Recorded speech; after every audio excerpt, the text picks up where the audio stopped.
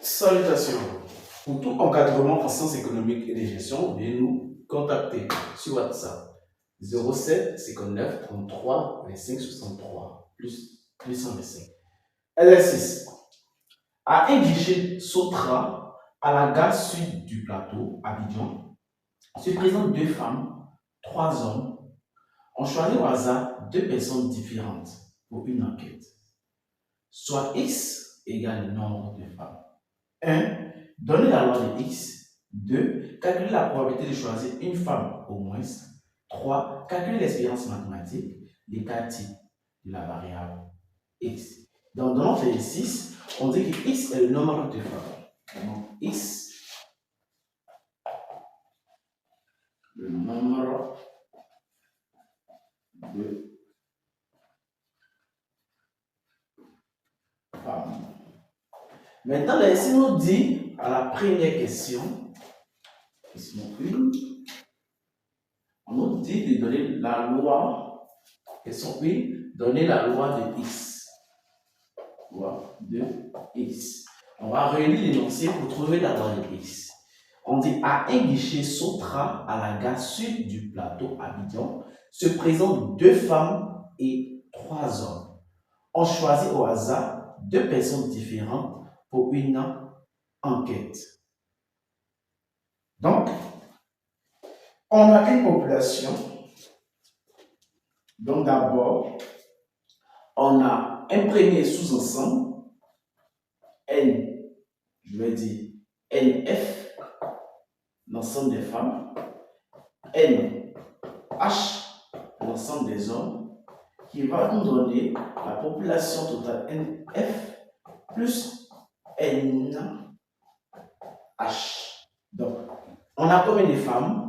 On a deux femmes, trois hommes, qui nous donnent 5 personnes au total, c'est-à-dire notre population est constituée de 5 éléments, subdivisés en deux sous-ensembles, les femmes et les hommes.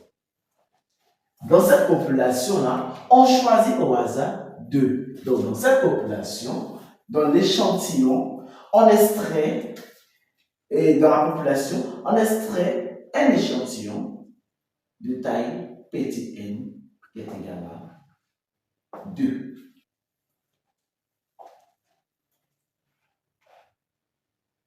Et on dit X le nombre de femmes. Puisque on a une population de taille 5 dans laquelle on extrait un échantillon de taille N et c'est dans l'échantillon que nous allons effectuer notre expérience aléatoire. Nous voyons évidemment que ici on a affaire à une loi hypergéométrique. Donc, ce sont des astuces qu'on pourra reconnaître une loi hypergéométrique. Généralement, dans une loi hypergéométrique, on a une population qui est connue avec une taille grand N, dans laquelle on extrait un échantillon de taille petit n, et c'est dans l'échantillon de taille petit n que nous effectuons notre expérience aléatoire. Ici, une loi hypergéométrique suit aussi un chemin de Bernoulli, il faut le savoir. Parce que ici, lorsque on extrait un échantillon de taille 2, on va effectuer notre expérience aléatoire dans cet échantillon de taille 2. Et ici, cela consistera à savoir, est-ce qu'on type une femme ou on ne type pas une femme? Là, on a deux éventualités. Ça aussi, il faut le retenir. Donc, à la question 1, on peut dire que la loi de X est une loi hypergéométrique. Donc, X sur une loi hypergéométrique. Il faut savoir qu'une loi hypergéométrique a pour paramètre grand N, la taille de la population, petit n, la taille de l'échantillon, P, la probabilité de succès. Puisque ici, c'est le nombre de femmes, donc c'est-à-dire on type une femme ou on ne type pas une femme. Donc P ici, c'est la probabilité de tirer une femme. Ok. Donc, nous avons déjà notre grand N qui est la taille de la population 5. Nous avons notre petit n qui est la taille de l'échantillon 2. Nous allons calculer notre probabilité de succès. Donc la probabilité de succès, c'est tirer une femme.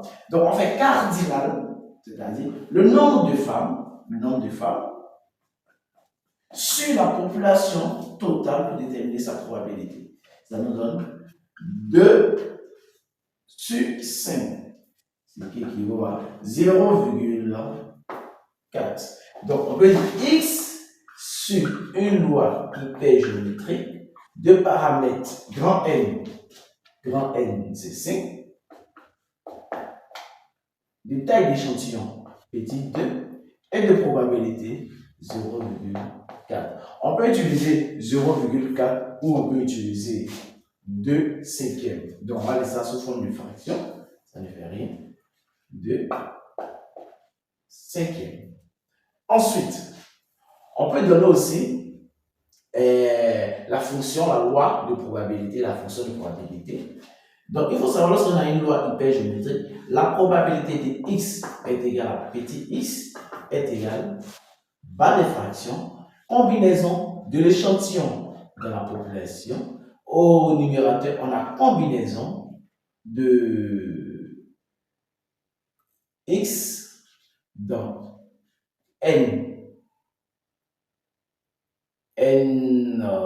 f multiplié par combinaison de n moins la formule n moins x n h. Ok, donc il faut savoir ça. Donc NF représente l'ensemble des succès. Puisque ici on s'intéresse aux femmes, on a combien de femmes au total? 2. Voilà, c'est NF.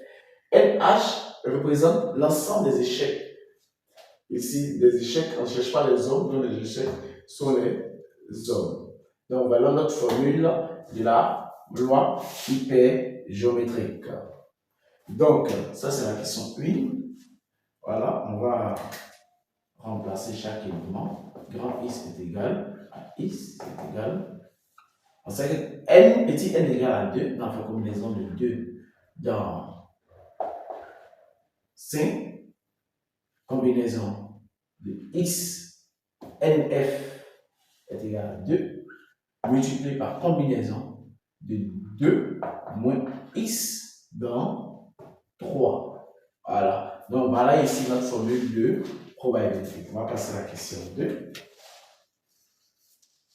À la question 2, qu'est-ce qu'on nous dit? À la question 2, on dit calculer la probabilité de choisir une femme au moins. Donc ici, on cherche la probabilité de choisir une femme au moins. Donc, au moins. Donc, soit on a une femme, soit on a 2 femmes. C'est fini. Puisque regardez ici, on a combien de femmes au total? 2 femmes. Donc, X, il faut savoir qu'on oublie de spécifier. Il faut savoir que X prend sa valeur 0, 1, 2. Donc, soit on a 0 femmes, soit on a une femme, soit on a 2 femmes. Puisqu'on a au total 2 femmes. C'est-à-dire lorsqu'on va tirer une personne, soit on n'a pas de femmes, soit on a une femme, soit on a 2 femmes. Puisqu'on sait qu'au total, on a 2 femmes. Maintenant ici, à la question 2, on dit calcule la probabilité de choisir une femme au moins. D'abord, cette probabilité-là se traduit comme probabilité de choisir au moins. Au moins, c'est supérieur ou égal. Donc, au moins une femme. Donc, probabilité de x supérieur ou égal à 1. Donc, on a ici la probabilité de x supérieur ou égal à 1. Donc, il y a 1, il y a 2, mais il n'y a pas 3, puisque x prend la valeur 0, 1, 2. Donc, on dit au moins 1. Donc, soit c'est 1, soit c'est 2. Donc la probabilité de ça serait égale à la probabilité de x égale à 1 plus la probabilité de x égale à 2. Mais on peut transformer cette probabilité-là en utilisant, on sait que la probabilité de x supérieur ou égale à 1 est égale à 1 moins la probabilité de x strictement inférieure à 1. Et puisque nous travaillons avec les lois discrètes, lorsqu'on a strictement, on descend d'une unité ici, donc cela sera égal à 1 moins probabilité de x, quand on descend d'une unité, le strictement devient strictement ou égal à 0. On a descendu d'une unité. Donc pour trouver la probabilité de x supérieure ou égale à 1, on va calculer la probabilité de x inférieure ou égale à 0 et on fait 1 moins cette probabilité. Or, on sait que En dessous de 0, il n'y a pas de valeur. Donc la probabilité de x inférieur égale à 0 sera forcément égale à la probabilité de x égale à 0. On fait 1 moins probabilité de x égale à 0. Donc calculons la probabilité de x égale à 0. Probabilité de x égale à 0. On a notre formule. Donc ici, ça fait quoi? Combinaison de 0, 0, x égale. Combinaison de 0 dans 2, multiplié par combinaison 2 moins 0, ça fait 2. Combinaison de 2 dans 3, sur combinaison de 2 dans 5. Donc, probabilité de x égale à 0 égale. Je vais calculer ça rapidement à la calculatrice. Ça nous donne combien? 0,3. 0,3. Donc, par conséquent, la probabilité de x, on revient ici, la probabilité de x supérieure ou égale à 1, on sait que c'est la probabilité égale à 1 moins probabilité de x égale à 0. Probabilité de x égale à 0, ça nous donne 1 moins 0,3. Donc, la probabilité de x supérieure égale à 1 est égale à 0,7. On vérifie la deuxième question. Donc, on va passer à la troisième question. La troisième question nous dit calculer l'espérance mathématique, les cas types et les cas types de la variable x. Donc, question 3. Question 3. Ok, la question 3. Donc, on a besoin de l'espérance. Donc, espérance mathématique. Espérance. À quoi est égale à l'espérance d'une loi hypergéométrique? Il faut savoir que lorsque nous déterminons l'espérance d'une loi hypergéométrique, l'étudiant doit connaître la formule par cœur. Et l'espérance nous dit que on a n multiplié par p. N, c'est la taille de l'échantillon. P, c'est la probabilité de succès. On a déjà tous ces paramètres ici. NP. N, P. Donc, ça nous donne 2 fois 2 sur 5, ça nous donne 4 cinquièmes. Les cas types maintenant. Les cas types. On sait que les cas types, c'est quoi? Les cas types, c'est la racine carrée de la variance. Donc, les cas types, c'est égal à la racine carrée de la variance qui est égale. On sait que la variance, pour une loi hypergéométrique, la variance est égale à grand N moins petit n sur grand N moins 1 multiplié par NPQ. Et puisque on dit c'est la variance, en des cas types, on va mettre la racine carrée. Donc, on aura quoi? Grand N, c'est quoi? C'est 5. Donc, racine carrée. À part les placements, c'est de bref 5. Moins petit n, c'est 2. Sur 5 moins 1. Multiplié par petit n, c'est 2. Multiplié par P. P, la probabilité, c'est 2 cinquièmes. 2 cinquièmes. 2 cinquièmes. Multiplié par Q. Il faut savoir que si P est la probabilité de succès, Q est la probabilité d'échec. Donc c'est 1 moins 2 cinquièmes, ça fait 3 cinquièmes. Q, 3 cinquièmes. Ok. Donc calculons ça rapidement. Oui, 3 calculs, ça fait total. Ok. Donc on trouve les cas types est égal à 3 cinquièmes. Fait l'exercice.